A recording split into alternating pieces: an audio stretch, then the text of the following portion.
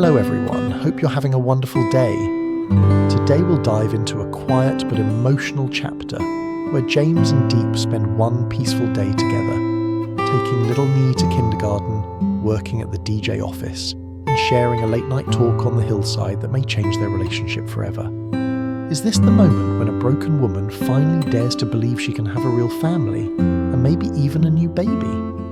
If you enjoy this video, don't forget to subscribe so you won't miss the next episodes. The morning mist still clung to the hillside when Diep pushed open the wooden window. Cool air slipped into the little house James had built with his own hands. Rough beams, a low roof, the faint smell of pine, smoke, and boiled water. Below the mountains were just waking up. On the bamboo bed, little Nee curled up like a kitten, hugging her worn-out stuffed bear. Diep leaned over and gently patted her back. "Nee, wake up, sweetheart. We have to go down the mountain so you can go to school," she whispered. Nee rubbed her eyes, hair sticking up in every direction. "Mom, Diep, can I sleep a little more?" she mumbled. From the small kitchen corner, James laughed, his voice warm and still a bit sleepy. "If you sleep more, your mum and dad will be late for work. DJ has trucks coming to the crossroads today, remember?"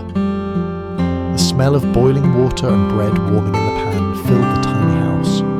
James poured hot water into a thermos, packed a couple of pieces of bread into a paper bag and set aside a little cup for Nee's milk. Diep helped Nee sit up, carefully putting on her little red sweater and tying her hair into two short ponytails. The girl looked up at her, eyes sparkling. "Mum, today I'll tell my teacher I have a new house on the mountain, okay?" James walked over with her tiny backpack. "And don't forget to tell her you have Dad James and Mum Diep too, deal?" Nee nodded seriously. "I have Dad James, Mum Diep, and a house on the mountain." The three of them sat around the low table sharing a simple breakfast. Bread, boiled eggs, and warm milk. Outside, birds called from the trees and the sun slowly pushed its way up from behind the ridge. For a brief moment there were no debts, no tests, no suspicious eyes from the city. Just three people, one small house, and a peaceful morning. "Let's go, or our princess will be late," James said, standing up and grabbing the motorbike keys. The road from the house on the hillside down to the main junction was familiar now, but it never felt boring. The motorbike hummed steadily as James guided it along the dirt path. Diep sat in the middle, arms gently holding Nee, who perched at the front like a little captain. "Look, the clouds are so low today," Diep pointed toward the valley. "They look like cotton," Nee giggled. "If I could catch a piece, I would eat it."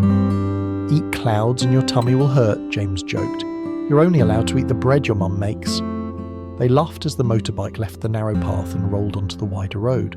At the bottom of the hill, the modest sign for DJ's office appeared at the crossroads, a place where trucks and tractors often passed, loaded with corn, sugarcane, or sacks of grapefruit.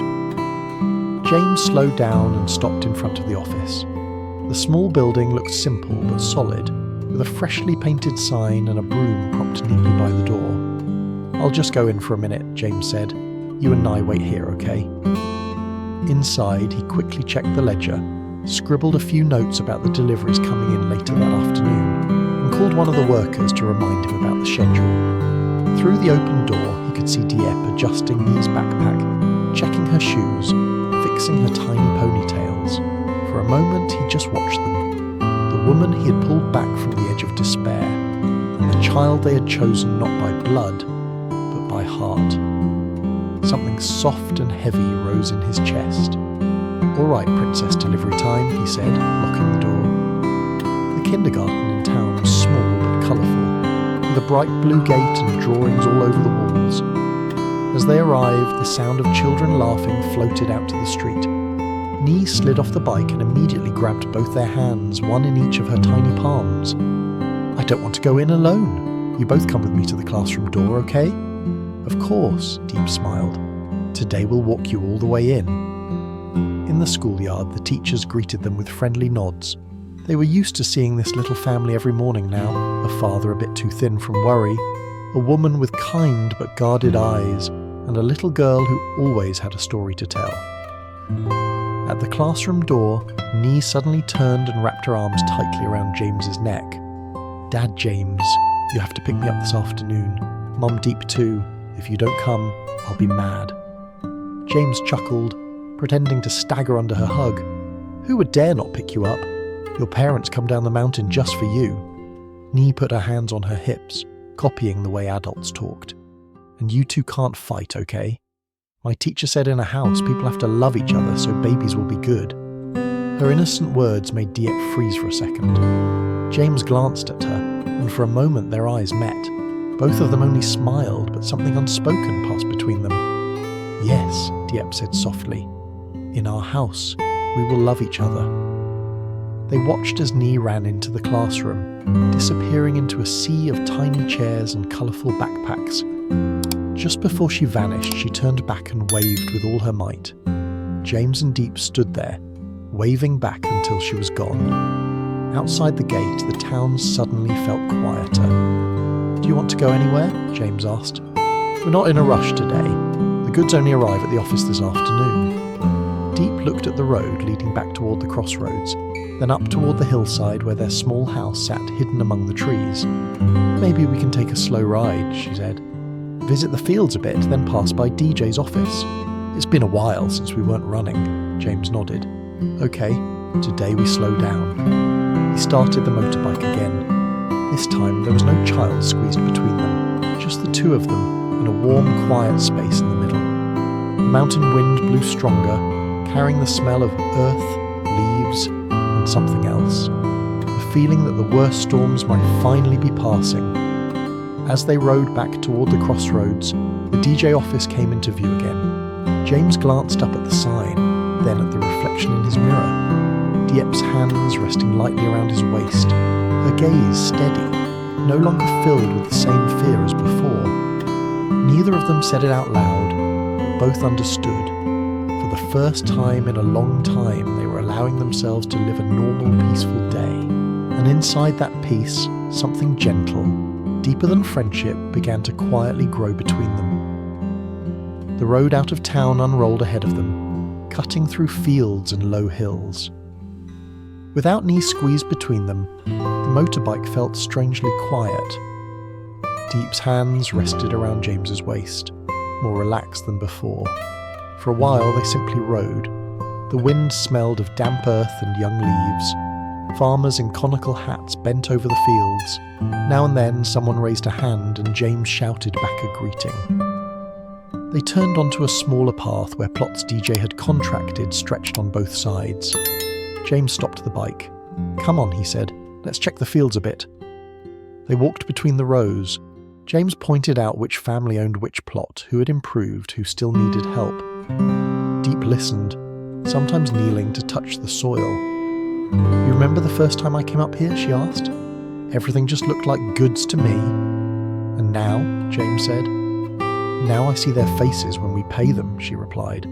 "I see Nee's school fees and your tired eyes." "So I'm part of the harvest now," he joked. "You're the most stubborn tree," she said. "Storms hit you and you're still standing." "If I fall, who's going to take care of you and Annie?" he answered lightly, but the words went deeper than his tone. By late morning the sun was higher. They rode back toward the hillside and stopped at a grassy slope below their little house. "Sit for a bit," James suggested. "The view's good here."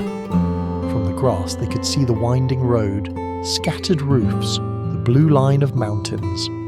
At the crossroads below, the DJ office was just a tiny block. "That's where we earn money," James said, pointing down. He tapped the ground under them.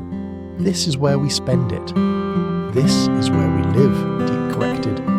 She hugged her knees, hair blown by the wind. "Sometimes I'm afraid I'll wake up and all this will be gone," she admitted. "The house, the office, taking Nye to school. Like I was too greedy to ask for it." "When you first came, I thought you would leave any moment," James said. "You never really unpacked your bag." "You noticed," she laughed softly. "I notice you," he slipped, and cleared his throat. "You live in my house. If you left, you would nag me about eating properly." Her heart beat faster. She stared at the valley. "James, if one day this house is more crowded, if there's a baby crying at night, if I can't run up and down the mountain like this, will you regret it? I don't regret what I choose, he replied. I chose this house. I chose DJ. I chose Nai. If one day there's a baby, it means I chose you too. She sucked in a small breath. He reached out, brushing a bit of dry grass from her hair. She didn't move away. My ex-husband's family said I was broken because I couldn't have a child, she said quietly. They threw me out like bad luck. They never deserved you, James answered. If they saw you with Nai now, they'd know you were the one choosing, not them. I'm not afraid of being poor, Diep said. I'm afraid of being thrown away again. As long as this house is here, James said, looking up at their small roof. No one is throwing you out. Not my father. Not anyone. If they try, they'll have to go through me. She didn't reply, but something settled inside her, like dry ground finally soaking in water. In the afternoon, they went down to the DJ office. A small truck had arrived. James checked the sacks, talked numbers, while Diep stood inside, sorting receipts and writing neat lines into the ledger. She no longer looked like someone helping temporarily. She looked like the one keeping this place in order. You write better than me, James said from the doorway. Maybe I should promote you. Does that include a raise? She asked. How about free rent on the hillside and unlimited boiled eggs? He grinned. Stingy boss, she laughed. They locked the office as the sky turned gold and rode to pick up Nee. The girl ran out of the classroom the moment she saw them, grabbing one hand each. Today I told everyone I live on the mountain, she announced. I have Dad James and Mom Diep. Other kids only have one. The teacher smiled. She talks about you two all the time. She seems very secure now. On the way home, their three shadows stretched long across the road, blending into one. Night slid down over the hillside. In the little house, the smell of rice and stir-fried vegetables filled the air. After dinner, Nee fell asleep quickly on the bamboo bed, hugging her stuffed bear. James tucked in her blanket. Diep stepped out to the small porch. Below, the village lights twinkled. The DJ office at the crossroads was only a tiny square of yellow in the distance. James joined her with a steaming cup. Ginger tea, he said. You've looked tired lately. She sipped. Warmth spread through her chest. When you built this house, what were you thinking? She asked. At first, he said, I just wanted you to have a roof that wasn't a hospital ceiling, a place you didn't have to borrow from anyone. And now? Now I think of it as our starting point, he answered. Later we can fix the roof, add a room. But this is where everything began. I don't know if I'm brave enough for later, Diep admitted. Every time I feel happy, I'm scared someone will take it away. James sat beside her on the step, shoulders almost touching. Then don't think about later, he said softly. Think about today. This morning we took Nee to school. This afternoon we worked at DJ. Tonight we came back to the same house. If tomorrow is the same, that's already a blessing, she looked at him. In the dim light he seemed tired but solid, like the mountain behind them. James, she whispered, if one day I can't run around like this, if I'm stuck here with a baby crying all night, will you still call it a blessing? If that baby is ours, he said, I'll carry the grapefruit sacks, change the diapers, rock the cradle, and still go to the crossroads in the morning. I'll be tired, but I'll be happy. Something tight inside her finally loosened. She let her head rest lightly on his shoulder. He tensed, then relaxed. His hand found hers on the wooden step, fingers closing around her hand. They sat in silence, looking down at the faint glow of the crossroads and the dark line of road. Two people once broken in different ways, now quietly leaning on each other, while something new, soft and small, took root between them, ready for the next chapter of their lives.